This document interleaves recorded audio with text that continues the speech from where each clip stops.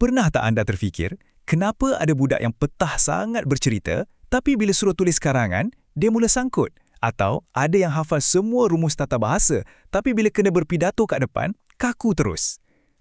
Selamat datang ke sesi penerangan kita kali ini. Hari ini kita nak rungkai everything. Kita nak jelaskan semuanya tentang rahsia di sebalik kurikulum Bahasa Melayu Sekolah Rendah.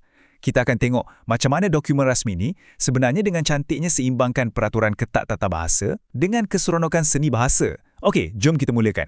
Untuk rancangan pengajaran kita hari ini, kita akan lalu 6 perkara. Pertama, blueprint kurikulum Bahasa Melayu. Kedua, pendekatan 5 modul utama. Ketiga, seni bahasa. Keempat, pendekatan didik hibur. Kelima, tata bahasa. Dan akhir sekali, keseimbangan seni dan tata bahasa.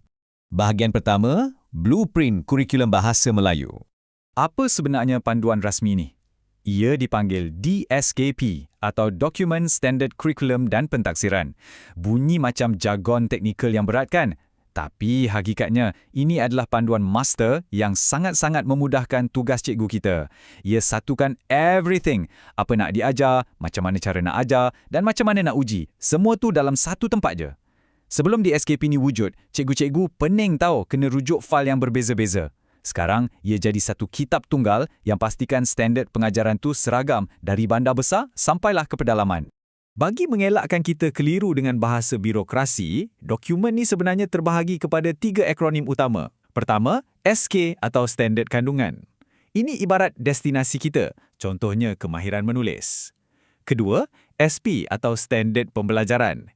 Ini kenderaannya, kriteria spesifik macam mampu bina ayat majmuk. Dan yang ketiga, SPI, iaitu standard prestasi. Yang ni pula ibarat lesen memandu untuk anak-anak kita. Dari tahap 1 sampai 6, ia buktikan mereka betul-betul dah mahir dan sedia nak pandu sendiri kat jalan raya bahasa. Bahagian kedua, pendekatan 5 modul utama. Memandangkan kurikulum ni luas sangat, kita kena pecahkan dia supaya mudah dihadam. Jadi, ia dibahagikan kepada 5 modul. Kita mula dengan asas komunikasi, iaitu mendengar dan bertutur. Lepas tu, membaca dan menulis. Bila 3 tiang asas ni dah betul-betul kukuh, barulah anak-anak kita diperkenalkan dengan 2 modul pakar ni, iaitu seni bahasa dan tata bahasa. Dan 2 modul pakar inilah yang kita nak kupas habis-habisan hari ni. Bahagian ketiga, seni bahasa, keindahan berbahasa. Mari kita selami dulu aspek seni bahasa kita. Di sinilah murid-murid dapat meneroka sendiri keindahan dan lenggok bahasa Melayu. Modul ni ia bukan setakat baca sastra secara pasif tau. Ia paksa murid untuk aktif, hasilkan dan persembahkan karya kreatif mereka sendiri. Mereka kena letak buku teks ke tepi, bangun pergi ke depan kelas dan betul-betul rasai emosi bahasa tu sendiri. Kalau kita tengok objektif pembelajaran dia memang sangat dinamik. Anak-anak kita ni dikehendaki menyanyi, guna bahasa badan masa bercerita, siap kena berlakon, guna intonasi yang betul.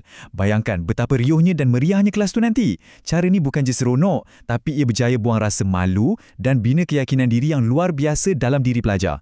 Bahasa bukan lagi subjek peperiksaan yang bosan, tapi alat ekspresi yang hidup. Masuk bahagian keempat, pendekatan didik hibur. Macam mana nak buat semua aktiviti seni tadi tanpa buat pelajar rasa tertekan? Jawapannya adalah melalui pendekatan didik hibur. Kerangka ni tekankan persekitaran yang sangat santai, terkawal dan interaktif. Konsep dia simple je sebenarnya. Tak ada istilah menang atau kalah dan tak ada denda kalau tersilap. Bila rasa takut tu hilang, secara automatik otak pelajar dapat serap bahasa tu secara semula jadi. Bila kita kata pembelajaran yang menyeronokkan, ia memang literally melibatkan benda macam nyanyian, main teka-teki, berlakon dan berbalas pantun. Anda ingat tak betapa seronoknya kita main teka-teki dengan kawan-kawan masa kecil dulu? Nostalgia itulah yang kita bawa masuk ke dalam kelas sekarang. Sebab kaedah tradisional ni memang terbukti secara saintifik boleh rangsang intelek dan emosi kanak-kanak serentak. Bahagian kelima, tata bahasa, asas komunikasi tepat. Tapi, walau seindah mana pun seni, ia tetap perlukan asas struktur yang kukuh. Ini bawa kita kepada sains bahasa kita iaitu tata bahasa. Berbeza dengan seni yang bebas tadi, modul tata bahasa ni memang semata-mata fokus pada peraturan teknikal.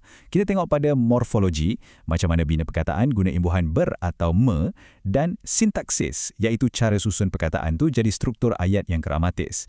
Ini bekalkan anak-anak kita dengan struktur kejuruteraan bahasa yang betul.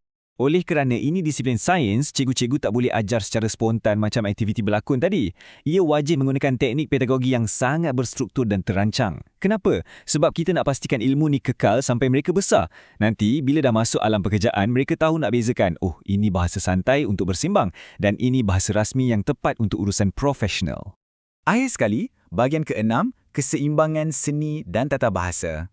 Cuba kita letak kedua-dua modul ni bersebelahan. Kontras dia sangat jelas tau. Seni bahasa tekankan keseronokan dan kebebasan untuk luahkan idea kreatif. Sebaliknya, tata bahasa bawa fungsi sebagai pengawal aturan, kena diajar terancang untuk pastikan ketepatan logik. Ia ibarat dua kutub magnet yang berbeza. Tapi sebenarnya, untuk bina bahasa yang kukuh, kedua-dua kutub ni saling melengkapi. Pendek kata, gabungan dua elemen ni bentuk neraca pendidikan yang sangat holistik. Cuba bayangkan kalau kita ajar seni je. Pelajar mungkin petah gila bercakap, tapi bila tulis surat rasmi, habis berterabur. Kalau tata bahasa je pula, ayat bertulis memang perfect 100%, tapi bila bercakap, bunyi macam robot, tak ada emosi. Jadi, elemen seni ni beri bahasa satu jiwa, manakala elemen sains beri rangka yang menopangnya supaya mudah difahami semua orang. Sambil kita kenang balik zaman belajar kita dulu, kerangka kurikulum ni sebenarnya tinggalkan kita dengan satu soalan yang sangat penting. Kat sekolah ataupun kat rumah kan, adakah selama ni kita terlalu tak sok menghukum anak-anak bila diorang salah tata bahasa, sampaikan kita tanpa sedar dah matikan rasa cinta mereka pada keindahan bahasa tu sendiri? Fikir-fikirkanlah. Dan terima kasih sebab luangkan masa bersama saya dalam sesi penerangan ni.